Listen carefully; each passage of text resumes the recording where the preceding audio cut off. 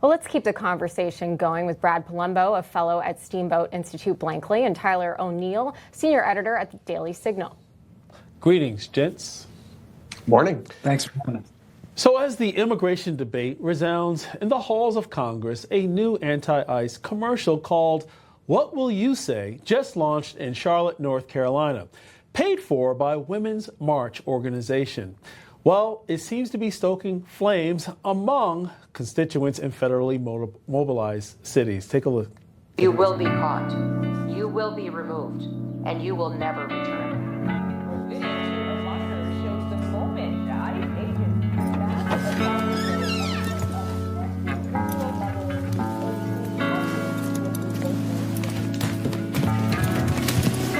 Daddy, how's your day?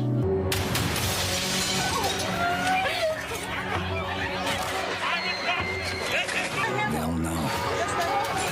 You can walk away before the shame follows you home. Daddy, how's your day? Interesting. You know, for this ad to come from the organizers of the Women's March, how did it actually, what was your reaction? I'll put it that way, Brad, because they're trying to depict the ICE agents as being very hypocritical, going home to their children, but yet going after, let's say, from their perspective, going after families. Yeah, well, I look at it like this. You know, a moment ago, you covered the people physically disrupting ICE in New York City. And that is a crime, right? ICE officers are enforcing federal law. They're deporting people. And you shouldn't be able to do that. You can't do that. You're playing stupid games and you will win stupid prizes if you try to physically obstruct ICE, as many protesters have done. But this commercial, I would say, is at the very least peaceful protest. It is criticism. It is freedom of speech. Whether you agree with it or not, they do have a right to send this message. And frankly, I'm not sure I would be comfortable being an ICE officer and doing everything that they are doing. But I do understand that elections have consequences. Trump ran on mass deportation, and that's what they're doing. So look, I don't know that people will be that ashamed of it when it's something the majority of the public voted for. Yeah. Tyler, what's your take on the ad?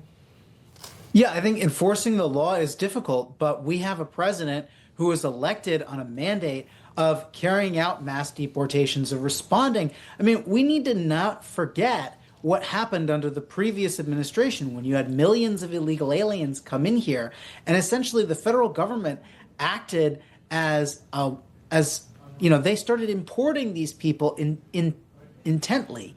And you had this pipeline where you had NGOs that were receiving government largesse to help move illegal aliens across the country to try to resettle them. And these are not people who had been very, very vetted. We're talking right now after an Afghan national opened fire at two National Guardsmen right outside the White House, leading to yet another attempt from this administration to look at what went wrong, what could have gone so wrong under the Biden administration. And you know, I've written a book where this features is a large aspect of it, how this immigration industrial complex helped bring millions of illegal aliens to the country.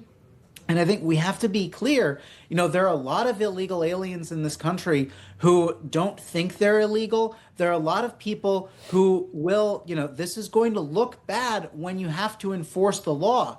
But you have to say, people who honor our country when they come here need to be given priority. And we cannot have a system where we are winking and nodding at millions of people crossing the border illegally, making their first act in the United States an act of disrespect to all of those who waited in line, who did everything right to come here legally.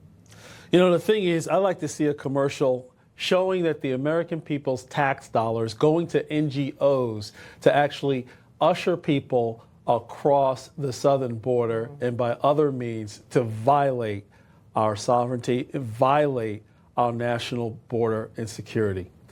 But moving on to this.